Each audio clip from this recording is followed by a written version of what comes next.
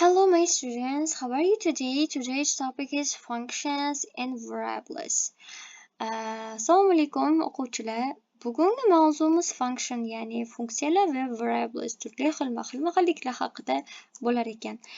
Introduction qismida nimalar bor? How to speak like a developer.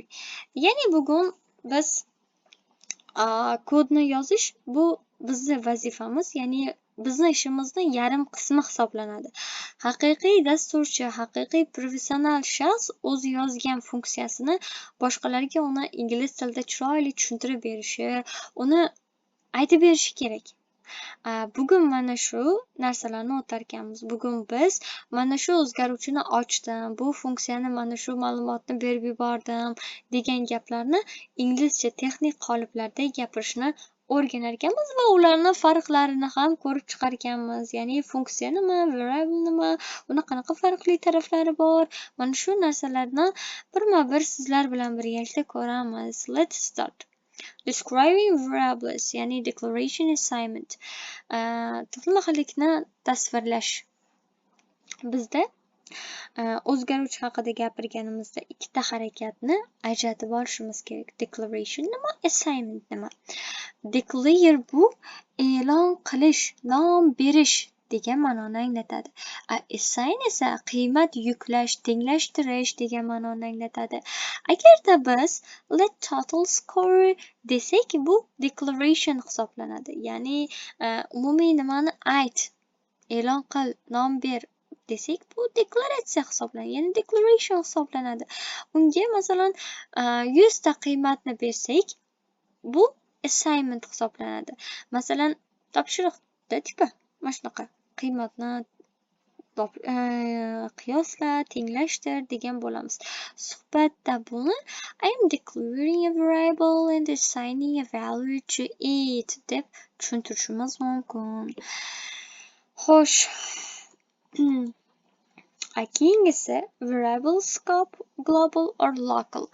Bizda shunaqa narsa bor. Global variables, it means a variable that can be seen and used anywhere in a whole program. But local variable and the variable that lives only inside one specific function. Bizda dasturlashda scope degan tushuncha bor. Buni biz o'zgaruvchining amal qilish hududi deb ataymiz. Ya'ni shunaqa ma'noni anglatadi bu. Agar o'zgaruvchi hamma joyda bo'lsa, bu global variable deyiladi. Ya'ni o'zi nomidan ham bilsak bo'ladi. Global degani butun dunyoga, butun jahon degani, global muammolar deymiz, global o'zgarish deymiz. Bu ya'ni hammamizga taalluqli bo'lgan jihat. Menga ham, boshqa davlatdagilar, Amerika, Germaniya, boshqa davlatlar, hammaga, butun dunyoga, butun Osiyoga taalluqli bo'lgan joyi global variable deyiladi. Hamma joyda tarqalgan, hamma joyda ko'ringan holatida. Agarda u faqatgina bitta funksiyani ichida bo'lsa va tashqaridagilar uni ko'ra olmasa, local variable bo'ladi. Ya'ni aytaylik, O'zbekiston local bo'ladigan bo'lsa, uni boshqa Rossiyadagilar yokida boshqa davlatdagilar ko'ra olmaydi. Ya'ni ular biz uchun local emas. Agar hammasi ko'rsa global bo'lar ekan, faqat o'zimizga taalluqli bo'lsa, local variable hisoblanar ekan, guys. Xo'sh, endi function qismiga o'tamiz. Functionda qanaqa farqli jihatlari bor ekan biz bilishimiz kerak bo'lgan. Function qismida parameters and argument degan narsa bor. Biz buni ikkalasini farqini bilishimiz kerak. Parameters, it means the placeholder variable name inside the function definition, or argument is real actual value you pass into the function when you run it. Endi funksiyaga ma'lumot uzatishimizda biz dasturchilarni ko'p adashtiradigan ikkita atama bor. Bular parametr va argument hisoblanadi.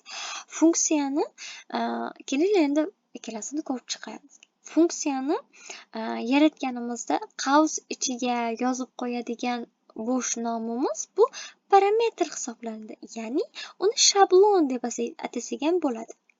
Endi funksiyani ishga tushirganimizda uning ichiga haqiqatda berib yuboradigan jonli ma'lumotlarimiz argument hisoblanadi. Argumentni o'zi ma'lumot, baza degan ma'nolari ham bor. Parametr bu uni shabloni hisoblanadi. Ya'ni ikkalasini bilishingiz kerak. You should learn difference between the parameter and the argument, guys. It is also important the information for you. Okay, next page talk about return values. Yani natijani qaytarish. Return values bu the final result or output that a function gives back. Bu oxirgi natija va qiymatni sizga qaytarib berishi bu return value. Yani return o'zi ma'no jihatdan qaytarish. Return home, uyga qaytish degan nima bor. The void function, it means a function that performs an action but doesn't return any data. Endi biz funksiya ishini tugatganimizdan keyin bizga beradigan yakuniy natija bu return value deyiladi. Agar funksiyani vazifasini bajarib, lekin hech qanaqa ma'lumot qaytarmasa, biz uni the void the function, ya'ni bo'sh funksiya deb ataymiz. Hech qanaqa manbasiz, hech qanaqa without anything, without information, without data, guys. It means the void function, bo'sh funksiya deb ataladi. Endi bizda shunaqa doimgidek as usual, guys, we have also practical conversation template, ya'ni suhbat formati bor. Biz kundalik olamda ishlatadigan suhbatga kirganimizda yoki xorijlik dasturchilar bilan gaplashganimizda mana shu ketma-ketlikni gapirishimiz kerak. Ya'ni nima deyapti? Men o'zgaruvchi declare qildim, unga qiymat assign qildim, keyin bitta parametr oladigan funksiya ochib, unga kerakli argumentni yubordim va menga natijani return qildi. Ya'ni mana shu gaplarni asl ma'nosi mana hozir sizga o'qib berganim. Ya'ni I declare global variable for the user's name. And then I created functions that takes one parameter. I passed the data as an argument, and finally function returns the correct result. Ya'ni bu orqali siz ya'ni declare qildi, o'zgaruvchini declare qildi, unga assign qildi, qiymatiga assign qildi, keyin parametr ochdi, funksiyani ochdi, unga kerakli ma'lumotlarni, argumentlarni yubordi va unga natijani qaytardi, ya'ni return qildi. Okay? Okay, that's all. I think today's topic is very simple and also understandable, and if you want that kind of information will be clear, you should learn by heart, guys. Agar siz ma'lumotlarni to'g'riroq, aniqroq bilishni xohlasangiz, maqsadingiz shu bo'lsa, bu bilan kifoyalanmang, guys. It is not enough.